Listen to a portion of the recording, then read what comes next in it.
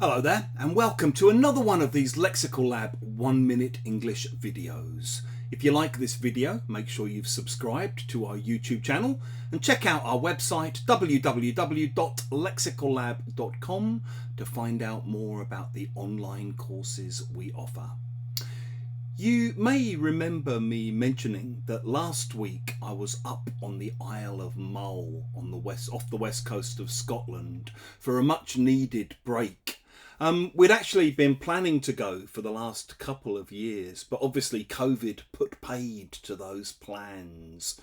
So we had to postpone it, and obviously it was something we'd been very much looking forward to. However, things didn't go completely according to plan. On the first day of the holiday, my mum actually tested positive for COVID and so had to spend most of the week self-isolating. My wife then had to go back to London and then fly to Jakarta in Indonesia to sort out some family business. And I ended up having to bring far too much work for my liking with me to do in the early mornings and late evenings while I was there.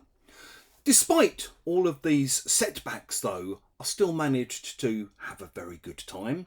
My kids really enjoyed being out in the middle of nowhere. And basically, we all tried to make the best of a bad job. If you talk about making the best of a bad job, or making the best of things, making the best of it, you basically mean that you accept, or you have to accept, a bad situation and deal with it as best you can. For example, maybe when you're young and you rent or even buy your first apartment, you end up living somewhere much smaller than you'd really like to be living in. But it's all you can afford, so you have to make the best of a bad job. You have to make the best of it and try to use the space as well as you can. Maybe when you first leave school and you're looking for a job, you end up finding some work that isn't exactly what you wanted to do, but it pays the rent and it keeps you off the streets. So you take the job and you put up with it and you try your best, because you have to make the best of things. You have to make the best of a bad job.